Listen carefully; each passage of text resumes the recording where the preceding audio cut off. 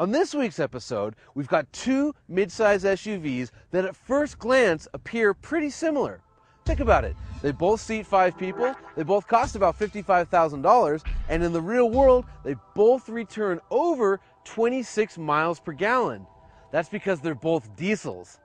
That's right, on this week's head-to-head, we're gonna burn some oil and play in the dirt.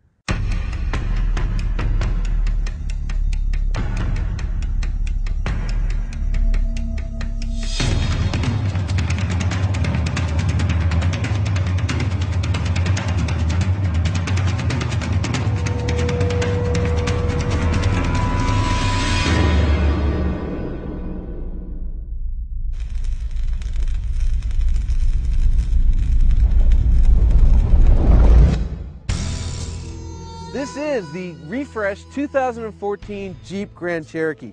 Now, they introduced this car in 2011, and for this model year, they've kind of updated the face. This is sort of the new face of Jeep. I actually think the refresh looks good, except this one. Look at this chrome. I mean, this is the tackiest Jeep ever. It's like the Lee Iacocca edition, and it needs a vinyl roof. Aside from that, I think it looks pretty sharp. As far as the engine goes, this is a 3-liter V6. It's a turbo diesel. Makes 240 horsepower and 420 pound-feet of torque. And of course, that's why you really buy a diesel.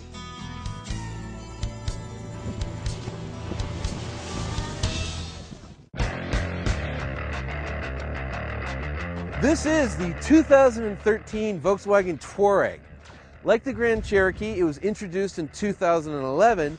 They just haven't bothered to refresh it yet. Which is okay because I think the Touareg is one of the best looking SUVs on the road. Like the Grand Cherokee, it's got a 3-liter turbo diesel V6, although the power is up for 2013 from 225 to 240 horsepower. The torque is 406 pound-feet, down a little bit from the Jeep, but it's still pretty evenly matched.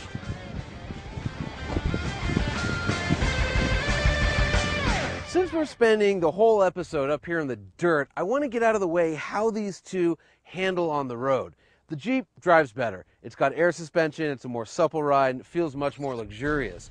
The Touareg just has fixed spring rates and dampers and rides much harsher. You might say it's sportier, but it's a 5,000-pound SUV. It's not all that sporty. However, the steering on the Touareg is better. It's only 2.5 turns lock to lock, as opposed to the Grand Cherokee, which is 3.5 turns, meaning if you're going to hustle around a canyon, this might be the SUV you want. Another thing I want to point out is that even though both these cars are about $55,000, they represent something of a bargain, and here's why.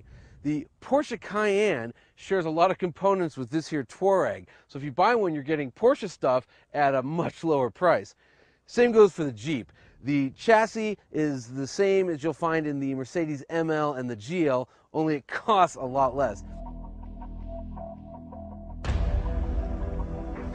And here I am doing a little bit of light off-roading in the Volkswagen Touareg.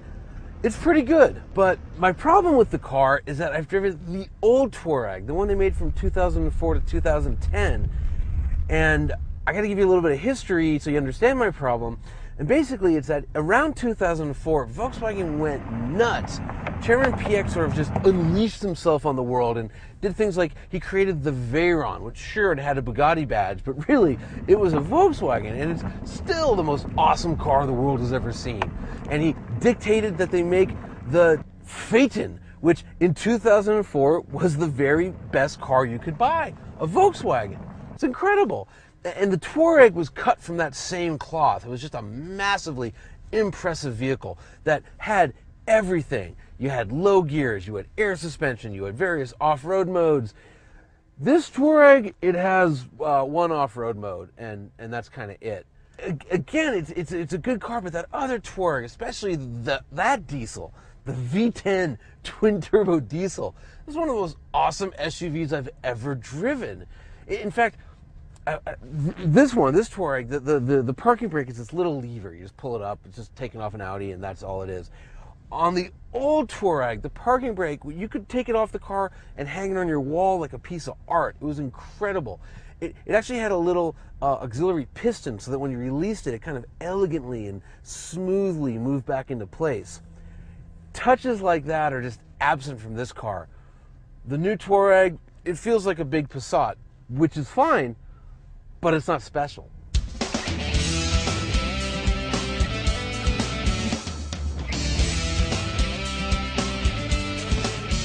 And here I am, still doing some light-duty off-roading in the Jeep Grand Cherokee Summit 4x4 EcoDiesel. Quite a mouthful, but already I can tell that this is the better off-road vehicle. One of the reasons is the steering. I mentioned before that the Touareg had a tighter steering, but when you are off-roading, you want finer control over your steering, and the Jeep gives you that. I've got air suspension, so I can increase my ground clearance from just over 8 inches to over 11 inches. I've got various off-road modes. Right now I'm in sand, but I could go into mud, I could go into snow, I could go into rock. And rock actually is interesting because you can actually rock crawl, because this thing, unlike the Touareg, actually has a transfer case that has low gears, which means you can putt around at 1 mile an hour and, you know, get over anything. And again, for about the same money, the Jeep is just so much nicer. I have this beautiful wood interior. I have leather everywhere. The seats are more comfortable. They're heated. Touareg also has heated seats, but this has air-conditioned seats. This has heated seats in the rear. This has USB ports everywhere. The car is a Wi-Fi hotspot. I've got a heated steering wheel. It's basically got every option you can think of. The Touareg is good, again. But when we were filming, I came up on this downhill, and I just wasn't sure that the Touareg was going to make it. If I'd been in the Jeep, I would have been positive. And that's the point I want to make. What the Grand Cherokee is a vehicle that you can go anywhere, in any type of weather, in any situation, and be totally confident that you're going to reach your destination. It's just so good. And watch this. Giant rut. Boom. No problem. Just creeps right over. What a good truck. All right, now we're going to go to the hard stuff. We'll call it medium grade off-roading. While we're on the way, I'm going to talk a little bit about diesels and SUVs and why it's so great and why it's such a shame that more manufacturers won't offer them. So the first thing is that high horsepower motors, think of it like in fighting, it's like a jab, it's like a quick hit. Whereas diesel, with all that torque low down, it's like arm wrestling. You slowly pull the guy over the top. The other great thing is that they get such good fuel economy that you can off-road for longer. All right, so here we are. We're going to head up a pretty good hill, and I'm in auto mode, and I'm in the suspension. I'm in the second highest setting, so I have about 10 inches of ground clearance. I could go into a sand setting, but I was always taught when you're off-roading, what you want to do is just drive until the vehicle can't go anymore. Then you switch into four-wheel drive, then you switch into low gears. So we're just going to see if auto can get us up this pretty significant hill. I mean, this is about a 30% grade. I know it won't look as severe on video, but trust me, it is. And it's littered with ruts, which is tossing me all over the place. But the Jeep is handling it no problem. And with all this torque, I can just creep up this hill. My foot is like maybe 5% on the gas pedal, and we're just going and going, and it's so easy. Actually, it's kind of too easy.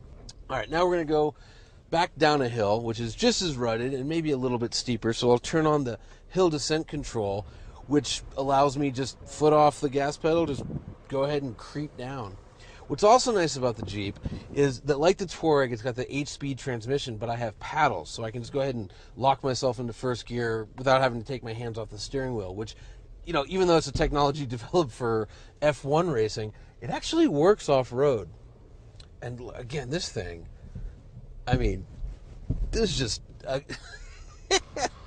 it's maybe too easy, but it's definitely fun. I got a mental note, do this kind of thing more often.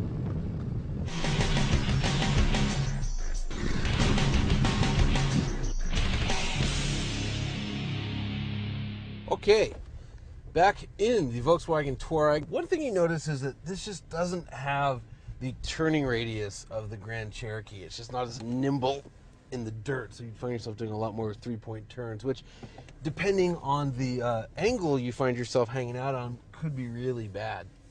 And even though this thing only has off-road, it's really no problem. Unlike a lot of Volkswagens, when you're in off-road mode, you can actually turn the traction control all the way off, which is what we've done here in the Touareg. And it's kind of just going along no problem. It's pretty drama-free. I really do like the sound of the Jeep a lot better. It actually sounds like a diesel, but this thing just sort of is like a muted turbo, and not much there. And even though it doesn't have the air suspension and the low gears and the off-road modes and everything, this Touareg can kind of get you to where you want to go. The visibility out of it isn't as good in the Jeep. Even though you're up a little bit higher in the Jeep, the windshield kind of angles down a bit more, so you can see better. I get a lot of hood in my vision right here, but here we are, just creeping along, no problem. Going right up the hill. Now here's where Touareg's a little problematic, just because of the steering. When you're in off-road mode in the Touareg, the hill descent control is automatically activated. So once again, no foot on any pedals, and we're just going to creep our way down the hill. Yeah, and this thing is surprisingly pretty good off-road.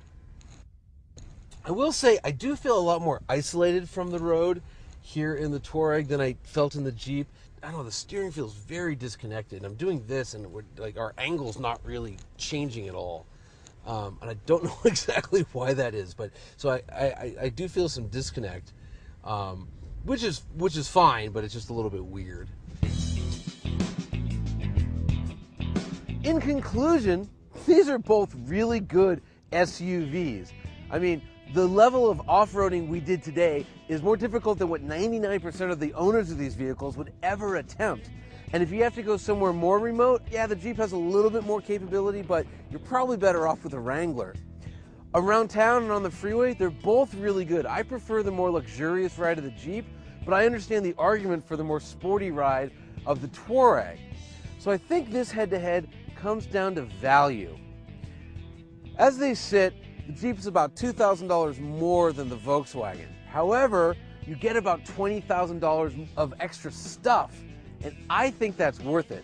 So, the winner of this week's head-to-head is the 2014 Jeep Grand Cherokee Summit 4x4 EcoDiesel.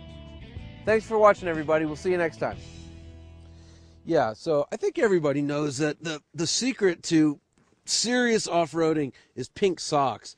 The pinker your socks are, the better you're going to do when you're off pavement. That's kind of a real unknown fact, but it's true. Ask anybody. The entire crew at Four-Wheeler, they all wear pink socks. Oh yeah, Fred Williams totally wears pink socks. I've checked. He does. I'm going to start over because I said car and everyone else goes, no, it's not a car, it's not a car. Duh.